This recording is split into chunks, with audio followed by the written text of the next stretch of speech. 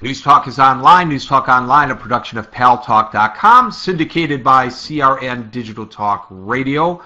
I remind you, as I always do, to go to reportergary.com. Reportergary.com, that's where the Paltalk News Network website resides for stories that you may or may not see, hear, or read in the mainstream media. And the more often that you comment, the greater your chances that your name will be pulled out of the hopper and you will win a green Nick. Now, it is Friday, and on Monday I forgot to pull a name out. Promised I would do it Tuesday. Forgot about it Tuesday. Forgot about it Wednesday. Forgot about it Thursday. Now it's Friday again. So I will tell you today that the winner this week is the nickname Rain, R-A-I-N-E. If that's a green Nick, don't worry, you can make it as a gift for somebody else. Justin Duckham is here from the Talk Radio News Service, our Washington Bureau. Justin, welcome to the show again. Great to have you with us. Hey, great to be here. How are you doing? Very good. Just before we went to air, the story crossed the wire. Michael Steele, the chairman of the Republican National Committee, gave a checkers speech today and said, "You won't have Michael Steele to kick around anymore. I'm going home to my little doggy."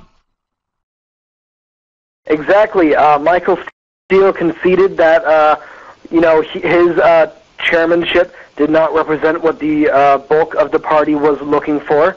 He gave sort of a tepid speech admitting that, and he dropped out of the race. And you could literally hear the sighs of relief in D.C. all the way from National Harbor when that was announced. But just breaking news just a few minutes ago, actually, the new chairman was selected, and it is Reince Priebus, who is the former chairman of the Wisconsin Republican Party. So we now have a new RNC chair. So tell us about Mr. Priebus and what type of a ideology he brings to the table.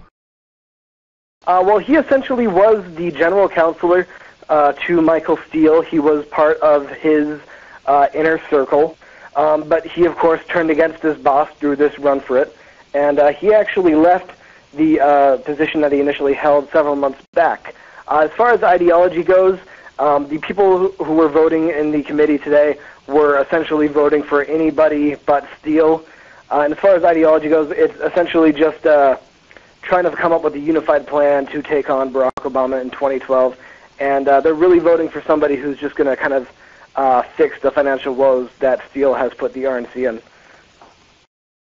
Wait a minute, it's not just a financial woe, and this isn't Steele's fault. The party is fractured right now with the newcomers in the House representing the Tea Party and the old-timers in the Senate representing a different kind of tradition than the Tea Party Republicans represent. Are they going to be able to come together behind one candidate?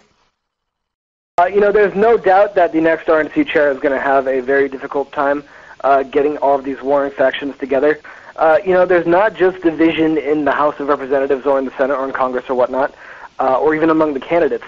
There's also divisions within the main fundraising arms of the Republican Party. Karl Rove and a lot of the former Bush conservatives a number of months ago started an initiative called American Crossroads, which has been a fairly successful money-raising operation essentially aimed at making the RNC irrelevant.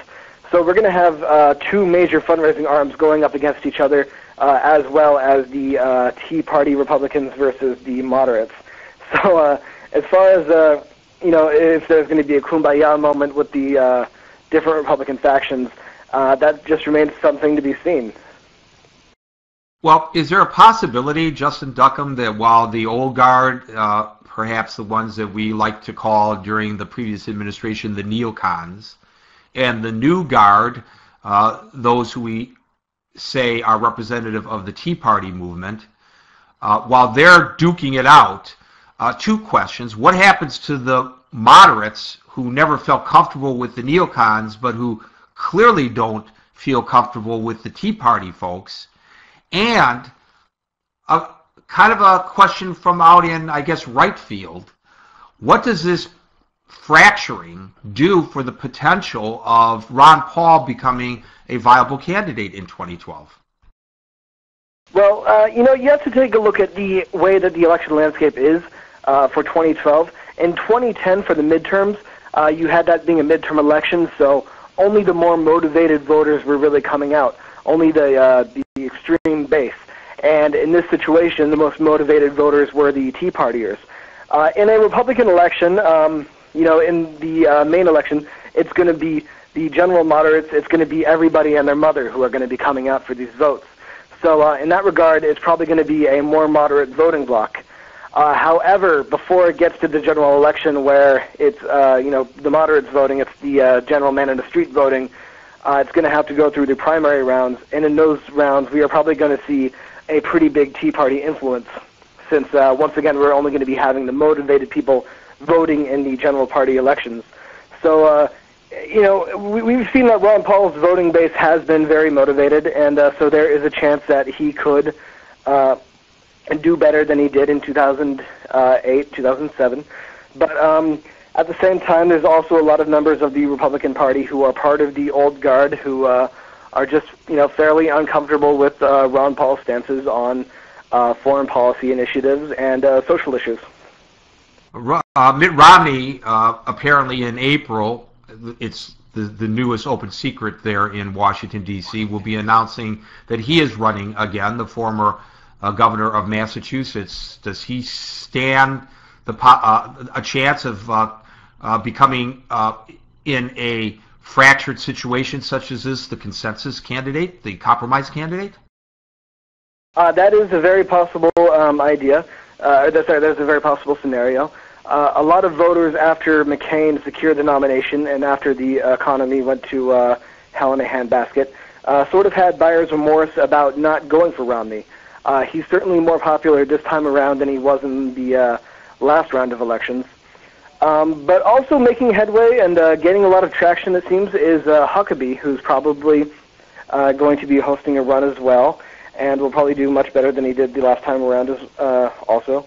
And, there's also a lot of buzz going around about Pawlenty, Gingrich, Mitch Daniels, although that's sort of dying down.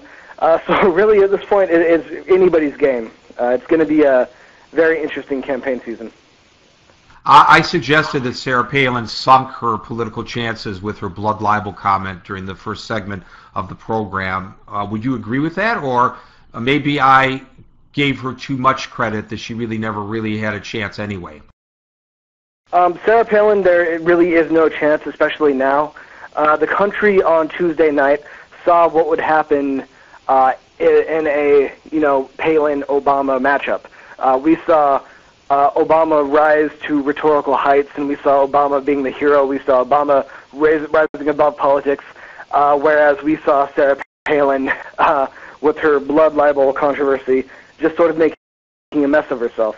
So I definitely think, the blood libel comment definitely wounded her chances of being president, as did essentially everything else she has done, essentially since leaving the campaign trail, most notably when she quit her post as governor of Alaska. Well, Justin Duckham, will you do me a favor, because I've been thinking about going into politics. Would you please give me the names of all of Sarah Palin's advisors so that I know not to hire them? Because whoever's been advising her... Yeah, absolutely. Because whoever's been hiring her must have been, undercover Democrats or something, because, oh my God, she's really put her foot in it I don't know how many times. Thanks for joining us. We'll talk to you next week. There he goes, Justin Duckham from the Talk Radio News Service, our Washington Bureau. Have a great weekend.